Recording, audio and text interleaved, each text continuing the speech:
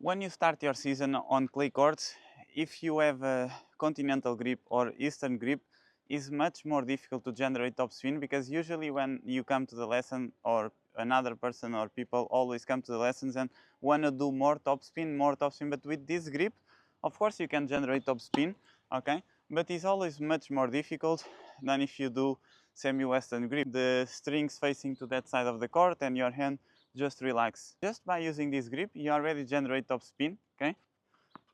Without doing anything, because the grip is already close enough to generate topspin.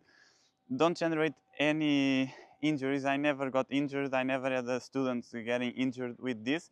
It's just more difficult in the beginning. So I think the question you can make, if you really wanna get better, is okay. I know how to play tennis. Of course, for sure, if you are watching this video, you are not professional tennis player, or you are not high professional player. So I think you can always go back a little bit to improve and to get better over time. And if you are asking how can I generate more topspin, maybe if I say if you change the grip, you will lose the quality, you will lose like, or you're gonna miss more for 1, 2, 3, 4, 5 weeks. I don't know how much time you need to, how much time you'll practice and how much time you dedicate to the tennis and how much patience and belief you will have. But if you lose a few weeks or a few days or a few practice just adapting to a new grip, you're already gonna change your problem. You're gonna play much better. You're gonna control much more balls. You're gonna accelerate much more, okay? Because with this grip, you can, with this grip, you can always accelerate much more balls. The biggest recommendation is the strings facing, the racket facing that side, okay? And you just hold the racket like that, okay? You see my hand, this grip is not mine. Usually you need to have a finger here, okay? But this grip is smaller. Actually, mine is more or less the same. I prefer like that. So instead of a finger, okay, I don't have this space. But if you wanna go like more general, and if you wanna go standard, usually you have a finger and you have a bigger grip. I don't have it now, but actually my racket is exactly the same. Just you need to have your hand exactly like that, okay? If you have Eastern grip or continental grip, you see that you force too much your hand. You cannot force, you need to relax here. And also if you go too much, is a Western grip, is also not the grip I recommend. I know if you play on clay courts, you'll have too much higher balls, and you're always gonna play here.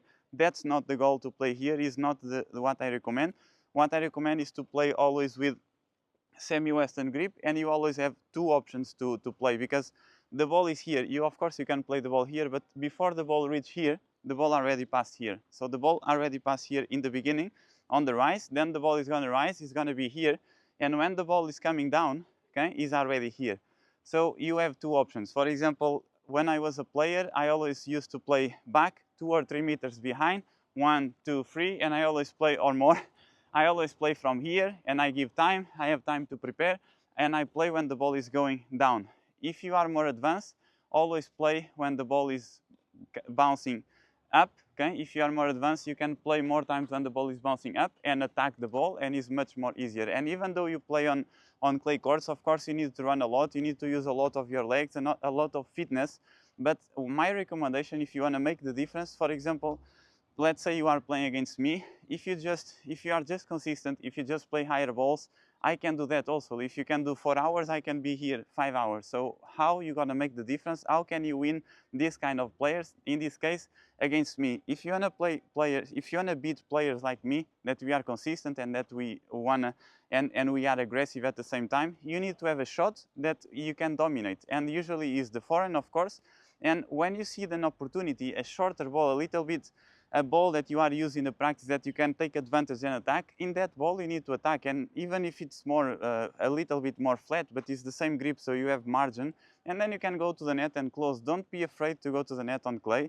Don't think just because you are on clay you need to go back and play higher balls, because that is not going to be enough to win tournaments. That is not going to be enough to win players like me. You need something more. You need to open angles, you need to open spaces. Of course, you have a lot of tactics, but of course you need to open spaces and attack the open space, but also it's really important you play high, and every time you find an opportunity to attack the ball and to don't be afraid to get close to the net and to finish the point. Another thing you can do is if you want to be good, if you want to improve your level on clay courts, you really need to be strong mentally. And I say mentally first and not physically, because you cannot be mentally good if you are not physically prepared. To be strong mentally, you need to be physically prepared. You need to work hard. You need to work when you are tired. We need to do always extra balls, and you need to sacrifice on court. If you are used to hard work, if you are used to work when you are tired, when you don't want, when you want to do another things, or when you are not in the mood, then you're going to become strong mentally, and then is when your game it will start to improve, when you start to get much better quality on your game, and when you go to the match and say, oh, I'm comfortable because I work and I practice for this, so I'm prepared, I just can come to the court and enjoy my game and try to use static and attack when I can, and your game it will change. I hope you enjoyed this video. Don't forget to subscribe, and if you want to read more about this, I have my book. It will help you with the best foundations if you are just a beginner. And big news are coming. I will have another products launch soon, and I'm excited with that. I'm working a lot on that. I don't want to launch yet, but I hope you enjoyed this video, and I'll see you in the next one. Bye bye.